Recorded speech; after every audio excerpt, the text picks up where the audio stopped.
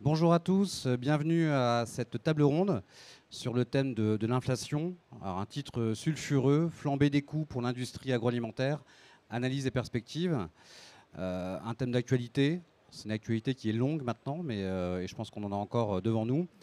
Et donc j'aurai le plaisir d'être accompagné par François Régis à mes côtés de Collectif Énergie, qui se présentera après. Bonjour. Bonjour. Et qui nous partagera son expertise sur les marchés énergétiques. Alors, comme je dis souvent, à défaut de boule de cristal, on va essayer de partager des constats.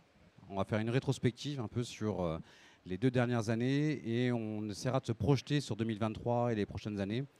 L'idée n'est pas de vous prédire le futur, mais plutôt d'identifier en fait les mécanismes de marché et savoir les anticiper. Donc François-Régis Déhéry, directeur produit chez Collectif Énergie, je vous laisserai présenter juste après.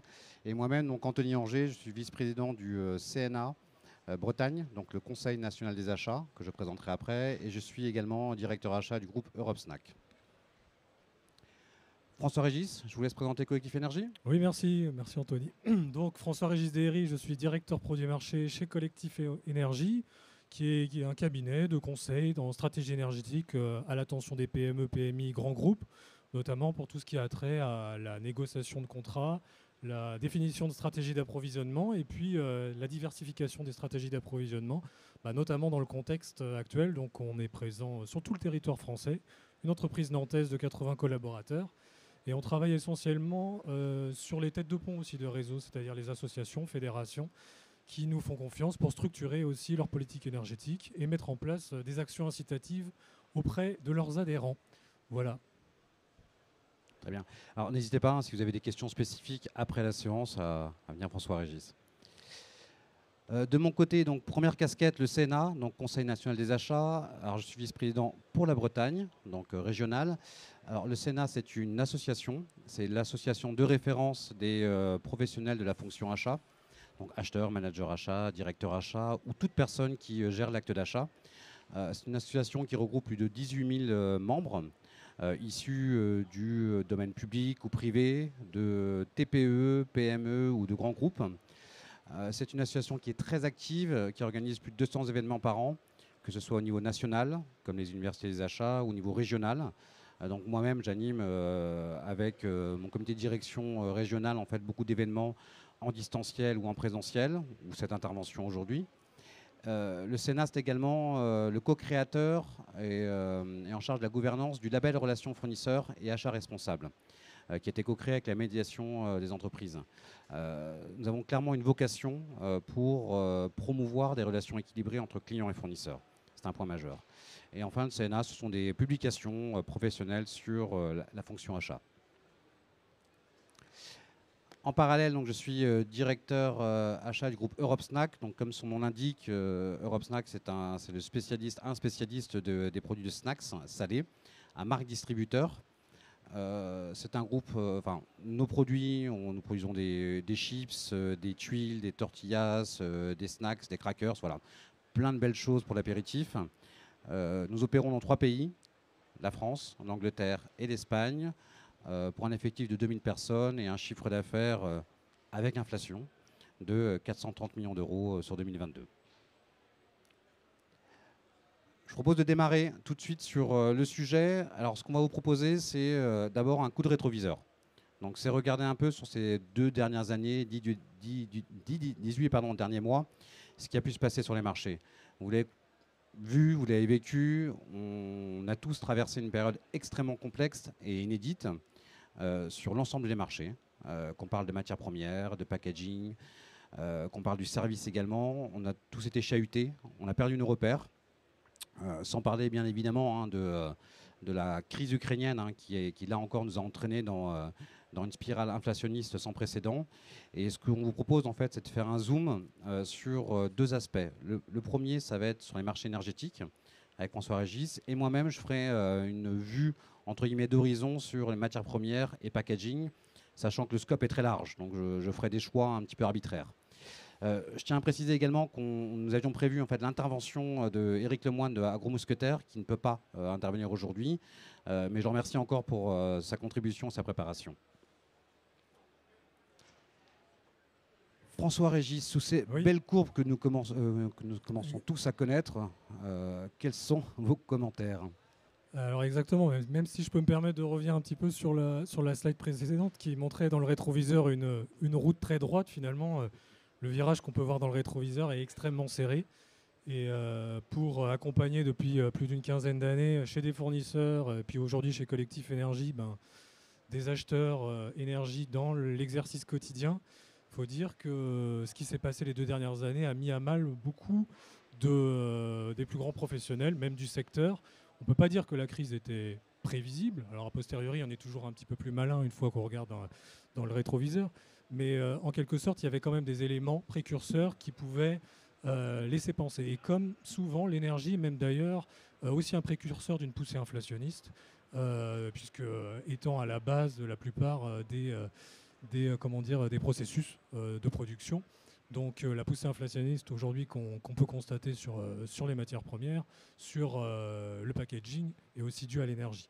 Et ça vient à retard. Et aujourd'hui, on en subit les pleines conséquences. Alors ce graphique, effectivement, on le connaît bien. Si on remonte encore avant, on était plutôt aux alentours des 50 € du mégawattheure.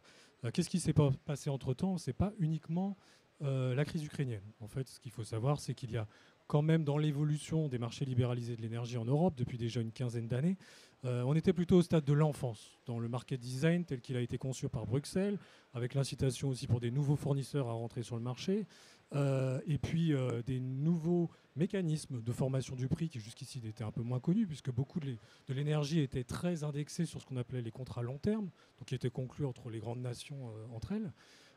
On a finalement arrivé sur un marché qui est relativement court-termiste, c'est-à-dire qui a perdu aussi la mémoire et qui perd aussi un peu, qui manque de signal prix pour ce qui va arriver plus tard. Et on s'est retrouvé finalement à devoir faire en quelque sorte un coup d'accélérateur, ou je dirais même un coup de frein extrêmement rapide, qui s'est matérialisé par une hausse qui est complètement inédite dans l'histoire des marchés de l'énergie, du moins à la longueur de ma carrière d'une quinzaine d'années.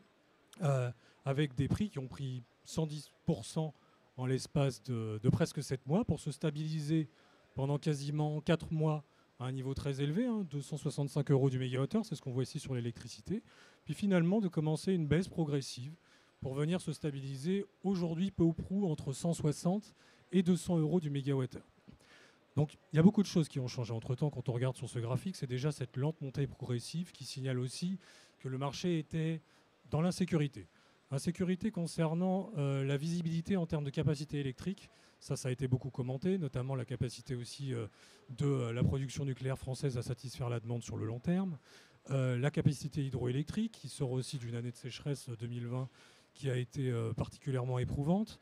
Et puis d'un marché qui s'est aussi réorganisé, où le GNL, et notamment l'émergence des États-Unis comme pays exportateur, ont redistribué un petit peu la donne, et les partenariats stratégiques qui avaient été établis pendant quasiment 15 ans depuis l'ère Schröder avec Vladimir Poutine et la Russie, qui a connu en quelque sorte un espèce de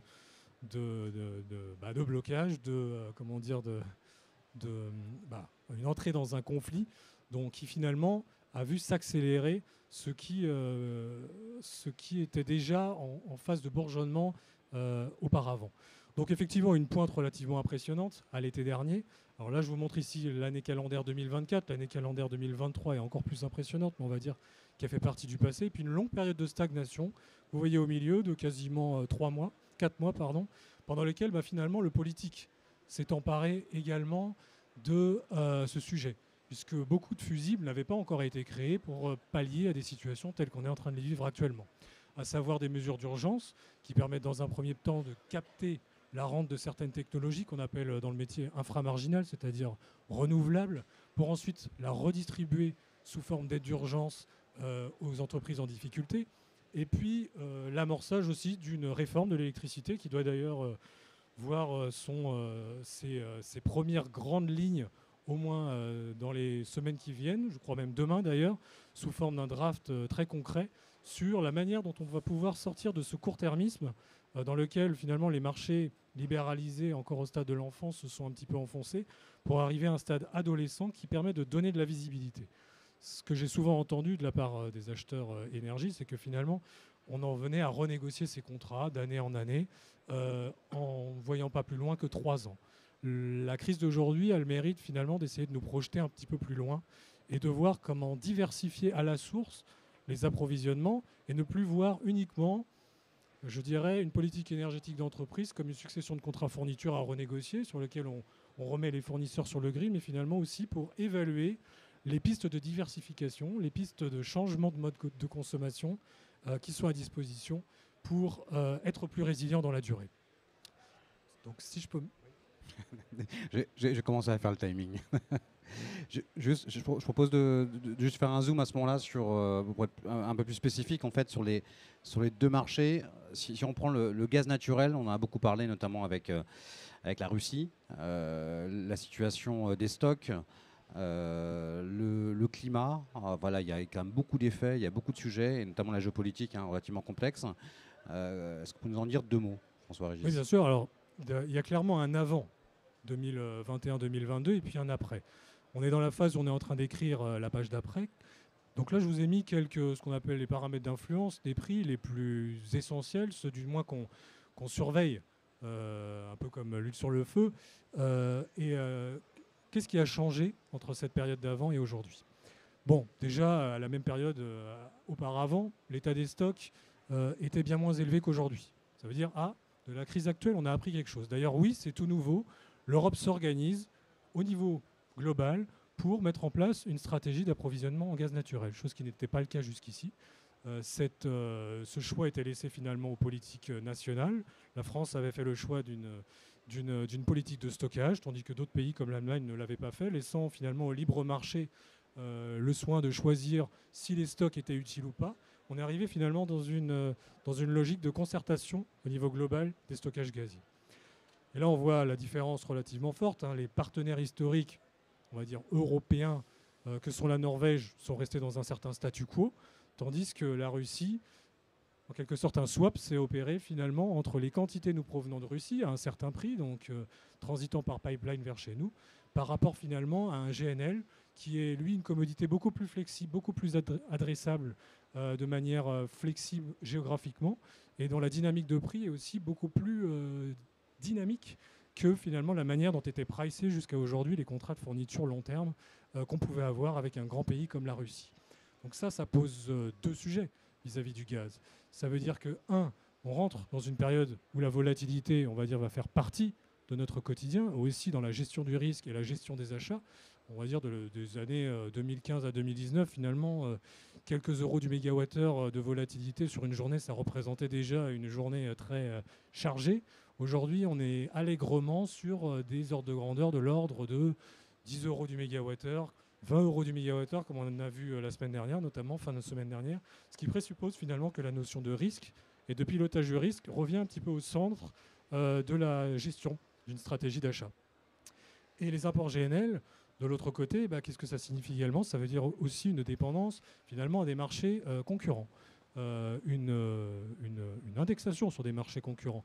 L'Asie notamment, qu'il faut regarder. Jusqu'à aujourd'hui, les pipelines sont fixes entre la Russie et l'Europe. Mais par contre, le GNL est adressable de manière extrêmement libre. Il est même d'ailleurs tradé en mer une fois qu'il part des Émirats arabes unis ou des États-Unis. Et donc finalement, il ne connaît pas encore sa destination au moment où il part. Et ça, c'est une nouvelle donne aussi dans la manière de gérer le risque et qui explique aussi pourquoi la volatilité d'aujourd'hui est plus prononcée. Et quant à la consommation de gaz, enfin, dans la politique de sobriété, finalement, le signal prix, un signal destructeur qui nous a été envoyé par le marché à l'été dernier, a fait son œuvre en quelque sorte. La sobriété, finalement, s'est instillée dans les esprits aussi de ceux qui les consomment, chez nous les particuliers, chez les industriels. Et finalement, la notion de sobriété a gagné ses galons pour devenir une pleine discipline à part et faire la chasse aux mégawattheures, kilowattheures, on va dire en trop, et qui permettent in fine aussi d'optimiser son budget. Vous parliez justement du GNL, donc on entend quand même on comprend et on le voit dans les chiffres qu'il y a eu un swap très important. Quelles sont les principales sources aujourd'hui de production et d'export de GNL? Aujourd'hui, on ne l'avait pas vu venir, La période de faible prix du gaz qu'on a finalement eu, je me souviens, à 4 euros du mégawattheure en 2018, à l'été 2018, c'est-à-dire quasiment rien, on était dans une bulle en fait. C'est là où le gaz de schiste américain a commencé son essor, où finalement les États-Unis se sont positionnés comme pays exportateurs, alors que jusqu'ici, Moyen-Orient, Australie, plébiscitaient la scène internationale en termes d'export GNL. Finalement, les États-Unis se sont invités à la fête. Bon, volontairement ou pas, j'en sais rien a posteriori, mais on va dire qu'en tout cas, ils étaient bien préparés à la crise qui nous touche aujourd'hui en Europe. Et on trouve chez nous un débouché naturel et long terme pour finalement substituer le gaz naturel russe qui jusqu'ici irriguait la plateforme européenne. Très bien, merci. François-Régis, je vous propose de passer sur l'énergie jumelle, si je peux dire ça, électricité. Oui, alors jumelle, corrélée, non pas indexée, comme on l'a souvent entendu. C'est-à-dire que finalement, bon, on en a beaucoup parlé et c'est d'ailleurs un bien, que finalement les principes de marché libéralisé de l'énergie qui ont été créés pendant déjà il y a une quinzaine d'années, sur ce qu'on appelle le coût marginal de la dernière centrale appelée qui détermine le prix pour l'ensemble des acteurs du marché, ce qui a été aussi beaucoup décrié, ce qui est discuté en ce moment d'ailleurs à Bruxelles en tant que fondement même du marché libéralisé européen. L'électricité a connu aussi le même destin, on va dire aussi amplifié par des phénomènes nationaux qui nous sont très propres en France, avec ce dont on parlait tout à l'heure, c'est-à-dire une période où finalement le renouvelable était très au centre des préoccupations des politiques nationales, et où, in fine aussi, le nucléaire a été aussi un peu laissé pour compte. Et donc le parc nucléaire français, le trésor sur lequel on est assis depuis une cinquantaine d'années, connaît des difficultés aujourd'hui en termes de productibles, en termes de gestion de son parc vieillissant, de moyens financiers mis à disposition pour assurer le productible dans les futures années. C'est aussi ce qui est discuté en ce moment à Bruxelles pour une politique incitative d'investissement dans des capacités supplémentaires, notamment de nucléaire et pas uniquement de renouvelables. Donc on a souffert également d'une production nucléaire en berne de quasiment 13-14% par rapport aux années précédentes, d'une année de sécheresse qui d'ailleurs risque de se répercuter cette année sur l'hydraulique, qui compte pour à peu près 24% de la production d'électrique française. Donc les lacs en altitude, aussi bien que les centrales au fil de l'eau, c'est-à-dire dans les grands fleuves, les lacs en altitude, ils se remplissent jusqu'au moment de la fonte des glaces. Après, une fois que les glaces sont formées, que la glace a fondu, il n'y a plus d'affluent naturel pour venir irriguer les différents lacs qui sont susceptibles ensuite de produire de l'électricité. Le thermique fossile, qui finalement est c'est-à-dire gaz et charbon, qui sont un petit peu le pendant, qui ont le backup, qui sont venus en soutien, et donc qui ont déterminé le prix, parce que pour maintenir ces centrales aussi en activité, il faut aussi des prix incitatifs, parce que ce sont finalement des centrales qui fonctionnent assez peu d'heures par an. On ne le sait pas beaucoup, mais pas plus de 1300 heures sur les 9000 heures de l'année. Et puis les échanges, la balance française, qui jusqu'ici était exportatrice, on est devenu importateur. Donc finalement un marché qui nous envoie des signaux de sous-capacité en France, de sous-capacité pas uniquement court terme, mais aussi long terme, et des difficultés structurelles liées à notre mix énergétique. Et enfin, ce signal prix finalement n'est que le reflet de cette sous-capacité, nous envoie le signal comme quoi il faut réagir aujourd'hui. C'est ce que le régulateur européen, c'est ce dont s'empare le régulateur européen aujourd'hui pour redonner ces perspectives long terme, pour redonner cette sensibilité finalement à la valeur énergie dans le temps long, chose qui avait été perdue dans les petites années du marché de l'énergie qu'on a depuis 5-10 ans en France.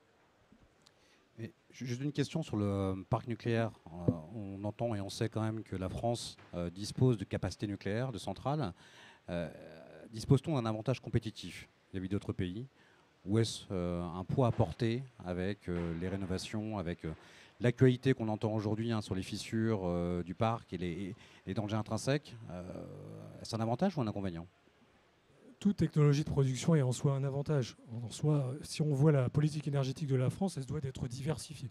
Donc diversifiée au sens du fait d'utiliser toutes les technologies disponibles pour qui ont leur propre spécificité. Le nucléaire a sa spécificité de produire tout le temps.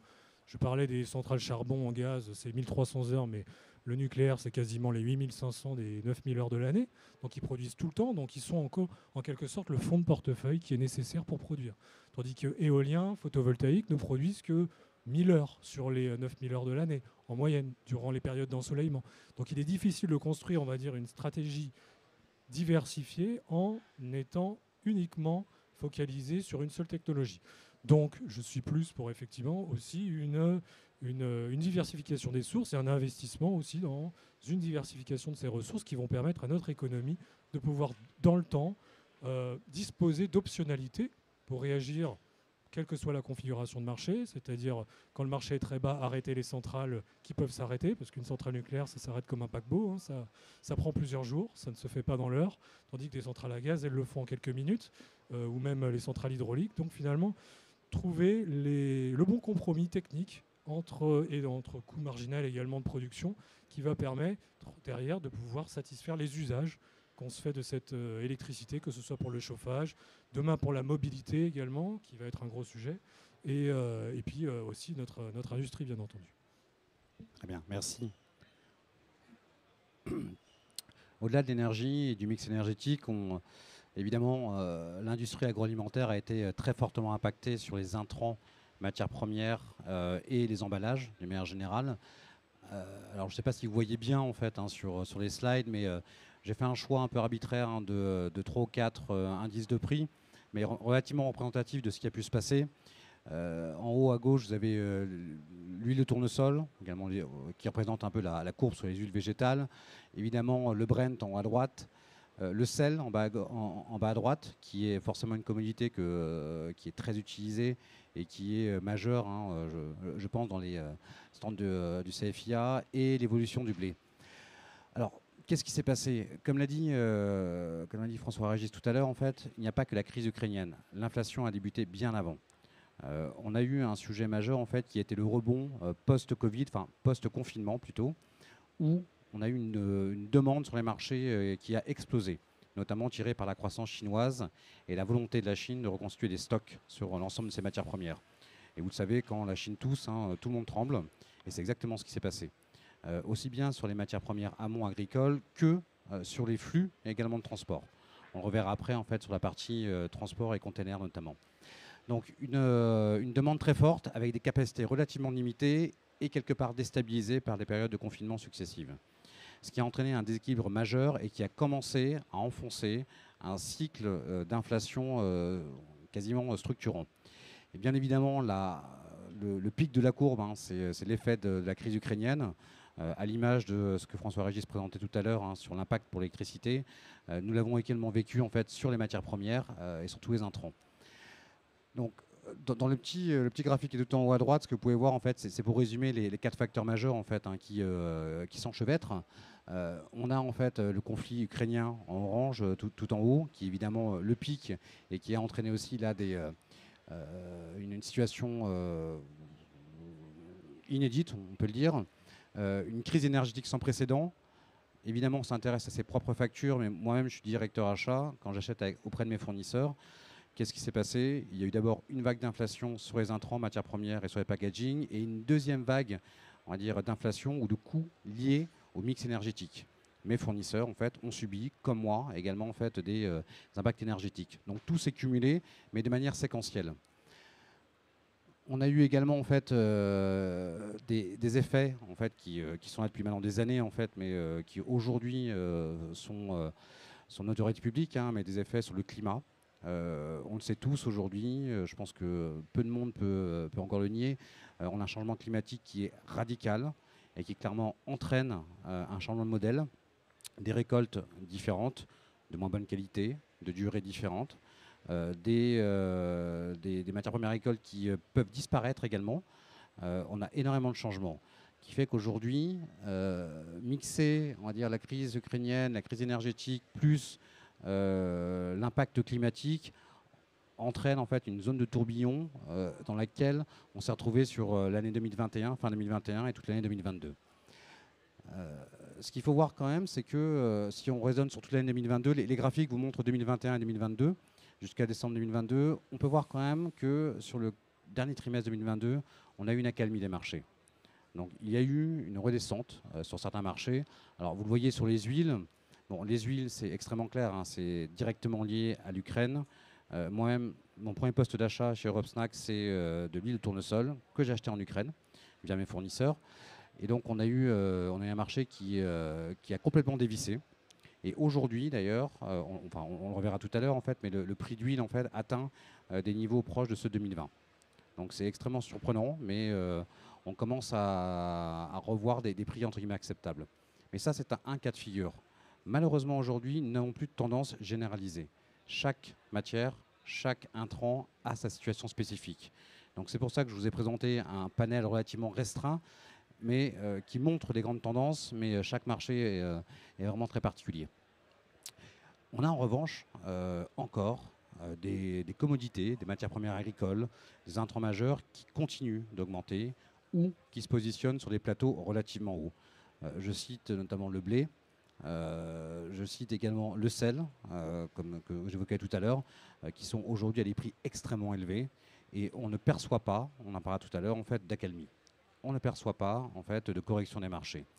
Donc la grande différence, c'est qu'il n'y a plus de période d'inflation ou déflation généralisée sur nos marchés amont.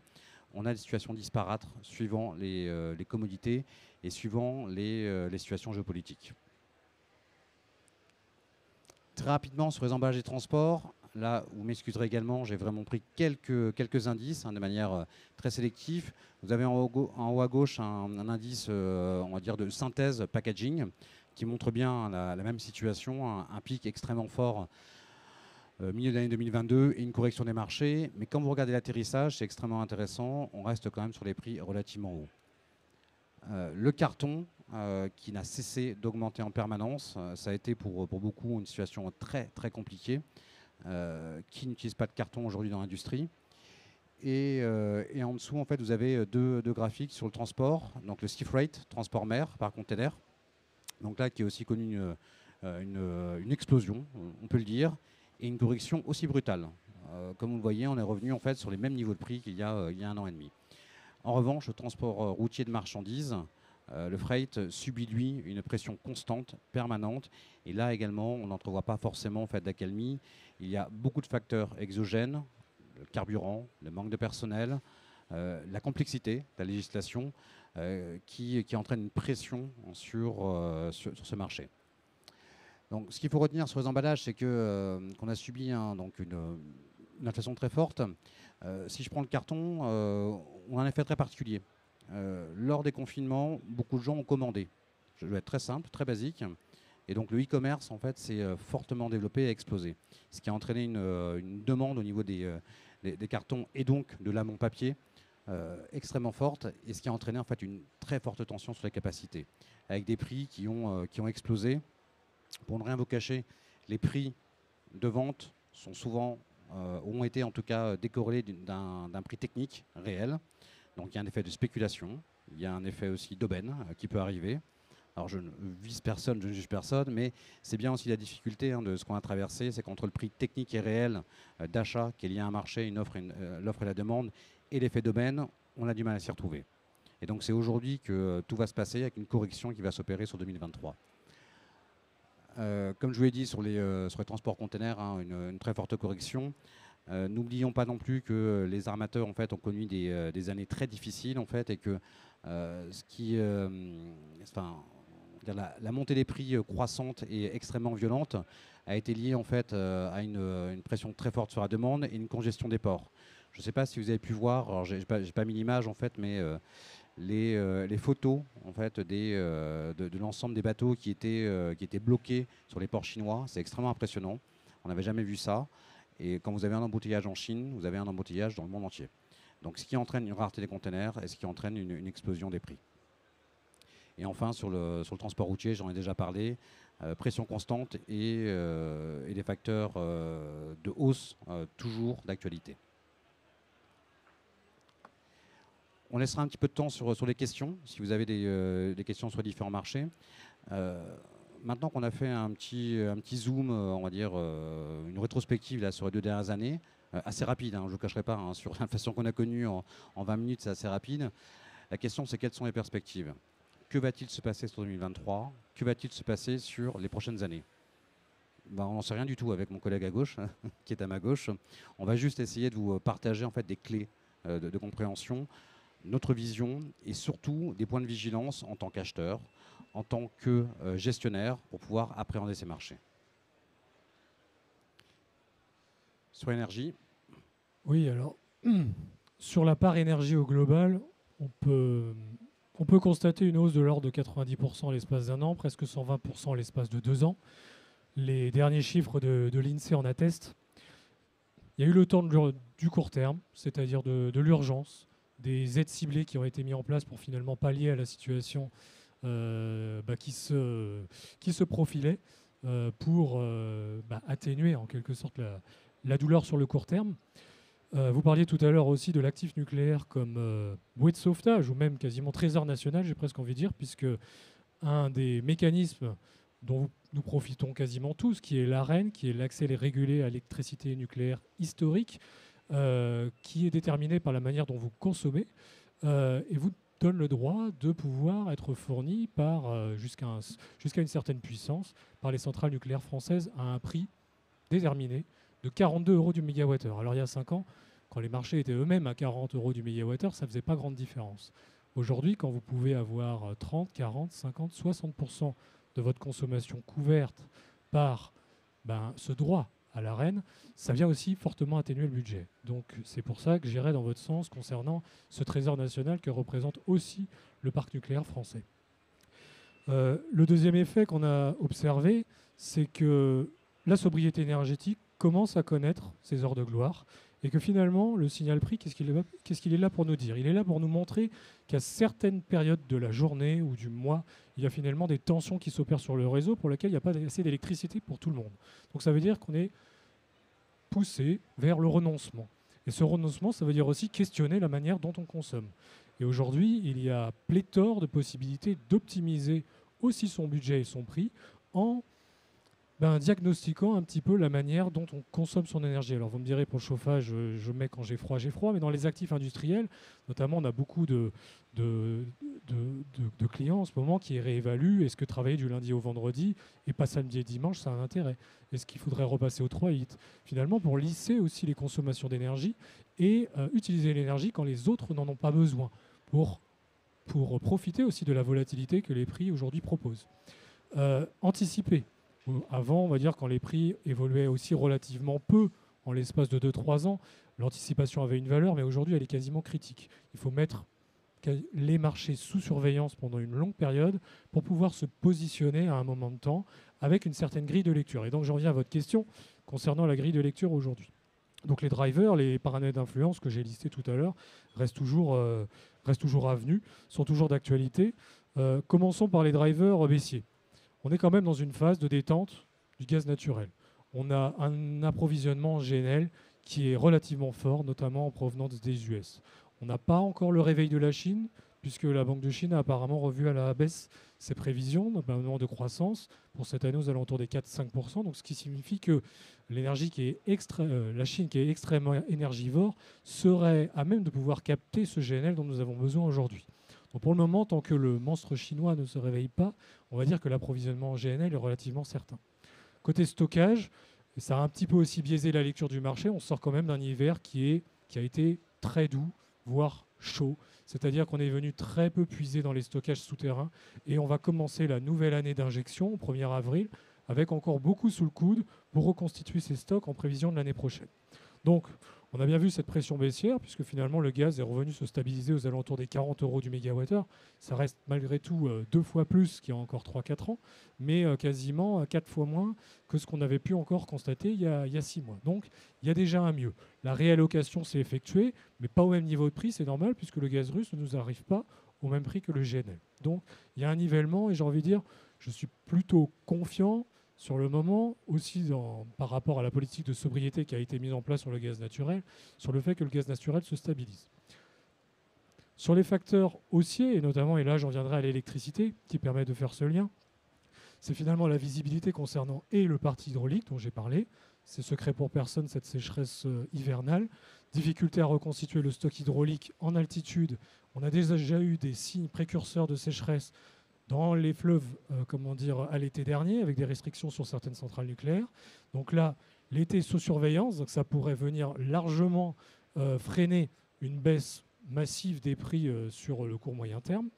Et puis reste la question de la disponibilité nucléaire, puisque la semaine dernière, malgré, on va dire, une euphorie baissière qui avait été quasiment commencée depuis la mi-décembre, à partir du moment où on a vu, finalement, on va rester au-dessus des normes jusqu'à la fin décembre, puis fin janvier, puis fin février, tout va bien. Là, on a été rappelé à la réalité, puisque EDF a signalé la semaine dernière des difficultés liées à la corrosion sous contrainte de certains réacteurs et puis de la fatigue thermique sur d'autres, ce qui nécessiterait finalement de devoir revérifier tout le parc. Comme l'ASN, donc l'autorité de sûreté nucléaire, est relativement à un principe de précaution très fort, ça peut gréver les perspectives concernant la capacité de la France à pouvoir approvisionner aussi l'hiver prochain. Et là, on n'en connaît pas la teneur en termes de température, même si cette année, on a eu chaud, en quelque sorte. L'hiver prochain risque peut-être complètement différent. Et malheureusement, le temps d'investissement et infrastructurel de l'énergie n'est pas le court terme. Ce ne sont pas des capacités qui se mettent en place en l'espace de 3-4 mois, mais bien en l'espace de plusieurs années.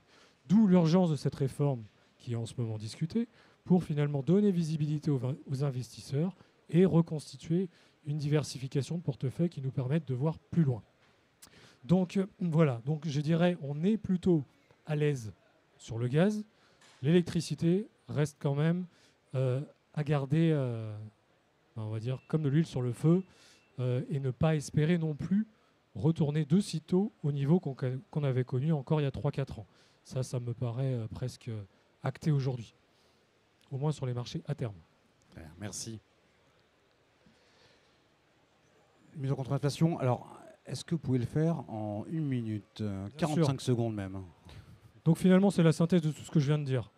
Comment dire, une politique énergétique, ça se construit en plusieurs temps. Jusqu'à aujourd'hui, on a été très focalisé sur la première partie, négocier son contrat avec son fournisseur avec les meilleures conditions possibles. Et finalement, un contrat, c'est une boîte à outils. Et cette boîte à outils, il faut savoir l'utiliser, il faut savoir mettre en place une stratégie adaptée par rapport à ses objectifs. Donc c'est ce qu'on appelle une stratégie d'achat. Et cette notion de timing dont j'ai parlé, mettre le marché sous surveillance très en amont, permet aussi de maximiser ses chances de pouvoir se positionner à un moment intéressant. Donc ça, c'est sur le pan purement contractuel de la fourniture. Par contre, on va dire que presque 70% de votre prix est essentiellement impacté par la manière dont vous consommez. Donc finalement, mettre aussi sous surveillance la manière dont sont consommées les commodités au sein de votre entreprise permet in fine de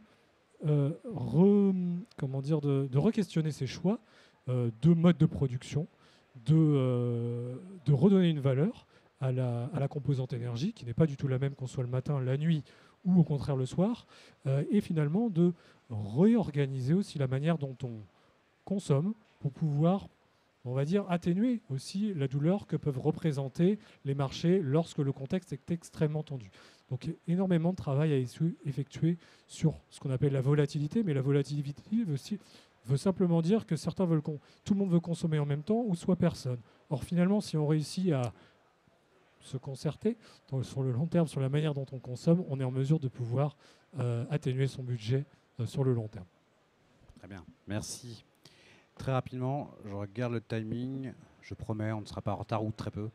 Très rapidement sur 2023, c'est un peu la continuité de ce que j'ai dit tout à l'heure en fait, sur les matières premières et sur le transport et packaging. On a des corrections très fortes sur les marchés. Je recite l'huile qui atteint non pas les prix historiques, mais qui revient sur des prix qu'on a connus il y a un peu plus de 2 ans. Les cartons qui sont en chute libre, et ça continue de baisser en permanence. Les niveaux de stock sont extrêmement hauts. Et l'industrie papetière aujourd'hui est en train d'affronter un nouveau défi. Ce qui est au bénéfice de clients industriels ou d'industriels qui utilisent du carton. Néanmoins, on a toujours des indices qui sont toujours sous tension. Alors, soit des drivers comme le Brent, évidemment, qu'on suit tous, qui restent toujours en fait sur un plateau, mais également des commodités, des catégories en fait qui sont toujours en hausse, qui continuent d'augmenter, comme le sucre. Je pense aussi à des matières premières agricoles comme la betterave, par exemple. Vous avez dû entendre parler aussi. On a une crise qui a commencé, qui se profile, donc en lien aussi avec le sucre, sur lequel il faudrait être très très vigilant. Donc, ce qui veut dire qu'on a une situation contrastée. Là encore, j'insiste, le propos, si je peux le vulgariser, c'est qu'il n'y a plus de marché générique. Il y a clairement des marchés, non pas quasiment de spécialité. Chaque indice, chaque matière, chaque intrant a besoin d'une analyse approfondie. Ce qui emmène en fait sur la recommandation, plutôt que de délivrer une boule de cristal que je n'ai pas et que mon collègue non plus n'a pas, c'est plutôt vous recommander en fait des actions à mettre en place, ou en tout cas changer en termes ou évoluer en termes de politique. Un, bâtir des expertises marché. On ne peut plus faire l'économie de survoler ou d'être, je dirais, sur un suivi partiel en fait de l'actualité de ses propres marchés. Deux, avoir une politique de gestion du risque. Quel risque je vais affronter ou je dois faire face, et quel plan d'action de mitigation je vais structurer. Et enfin, bâtir une stratégie achat. Je représente évidemment le CNA, et donc vous devez avoir une stratégie achat court, moyen et long terme. Et le court terme ne doit pas s'affronter avec la vision long terme. Donc il y a beaucoup de leviers. Il faut valoriser les risques en temps réel sur les marchés. Il faut avoir une gestion du risque qui soit dynamique et donc permanente et omniprésente. On ne doit pas avoir de comité de direction dans l'entreprise sans parler de risque. C'est aujourd'hui systématique et c'est systémique. On doit comprendre ses fondamentaux, avoir une analyse technique et géopolitique. Il faut bien comprendre et aussi anticiper on va dire, la décarbonation de l'économie. Tout le monde en parle, mais ça arrive aujourd'hui et ça a des impacts évidemment qu'il faut pouvoir anticiper dans ses propres activités. Et évidemment, en fait, le choc énergétique que François-Régis a évoqué. Donc un monde de plus en plus complexe, où on n'a pas de clé. On a une détente sur 2023, ce qui nous permet de souffler, mais on le sait, il y aura encore des effets, des à-coups. On a encore la volatilité, on a encore l'incertitude. Le jeu géopolitique que nous connaissons tous avec la Russie, la Chine, les États-Unis, on est au milieu, très clairement, et il y aura des conséquences. À nouveau, elles ne seront pas généralisées, mais elles seront sur certaines catégories, certaines spécialités. Je vais très vite, je suis désolé. Est-ce que... Je suis presque à l'heure. Est-ce qu'il y a un temps pour les questions, Nathalie? Avez-vous des questions?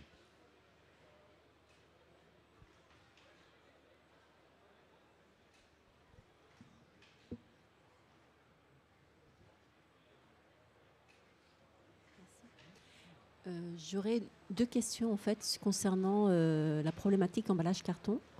La première, quelle serait la stratégie à adopter par rapport à l'incohérence qu'il y a entre la réglementation et l'environnement? Le fait de faire justement, jusqu'à présent, on nous a toujours poussé à utiliser le carton pour le milieu environnemental. Et donc, on voit qu'avec la réglementation, il y a un retour au plastique. Et donc, voilà, il y a un petit peu une sorte d'incohérence entre une réglementation qui pousse dans un sens avec retour au plastique, et donc on lâche le carton, et l'environnement. Donc ça, c'est ma première question. Et la deuxième question, est-ce que vous pensez que la problématique qu'il y a eu sur l'emballage de carton, justement avec la flambée des prix et la carence qu'il y a eu dans ce secteur d'activité, a pu provoquer ce retour au plastique avec le fait de réutiliser plutôt que recycler? Alors, je ne sais pas si je vais pouvoir me lancer dans on va dire une conférence spécifique sur le carton. Je peux vous donner mon point de vue en tant que directeur achat qui achète beaucoup de cartons pour l'entreprise. On est sur un marché quand même très, très particulier. Et en effet, un changement de réglementation qui fait qu'on a des va-et-vient. Le carton, c'est beau, c'est vert. Puis d'un coup, en fait, on revient en plastique. Alors, je pense que ça peut être surprenant pour beaucoup dans l'Assemblée, cette tendance qui est en train de s'inscrire. Et en même temps, il y a un paradoxe, puisque la législation française va évoluer, vous le savez, sur le plastique. On va avoir de nouvelles taxes qui vont arriver. Elles sont déjà apparues en Angleterre. Même si l'Angleterre est sortie de l'Union européenne, on a les mêmes modèles. On a une nouvelle taxe qui vient de tomber en Espagne également. Et donc, on attend la France et l'Italie, qui vont arriver aussi sur le plastique. Les taxes sont conséquentes. Elles peuvent représenter jusqu'à 20 ou 30% du prix du produit. Ce qui veut dire que là, des gens qui ont encore switché sur le plastique vont revenir sur le carton. La recommandation, elle rejoint en fait les propos de François-Régis tout à l'heure. En fait, elle est comportementale. Elle est dans la stratégie volontariste de réduire en fait sa consommation. Ça paraît facile à dire. Personnellement, moi, je travaille énormément sur la standardisation de certains produits, la réduction des épaisseurs, des grammages de mes cartons. Je travaille également, en fait, évidemment, de plus en plus de vrac, avoir un seul ou deux emballages maximum et pas des suremballages successifs. Donc, on est vraiment de ces sujets qui vont concerner aussi bien le carton que le plastique. Mais j'ai comme l'impression qu'on est dans une équation extrêmement complexe, que nos autorités sont perdues aussi. On peut le voir, il y a un lobbying qui est présent, bien évidemment. Il y a une dimension sociétale, en fait, qui est le sillon sur nos marchés, et pourtant on n'a pas de vision claire sur l'orientation. Donc je pense qu'il va falloir jongler avec les deux, Et la seule solution qu'on a, quelle que soit la direction, c'est de réduire sa consommation par une action volontariste et beaucoup d'engineering, de re-engineering, de repenser, on va dire, ces packaging. Et Je la crois que nous sommes mis question, dehors. la deuxième question. La deuxième question par rapport au fait que ça a pu avoir un impact. Si vous voulez, on peut en parler après, si vous voulez, parce que ce que je pense qu'il y a une autre conférence après, c'est bien ça? D'accord. Très bien. Merci à tous. Merci beaucoup François Régis. Bon salon.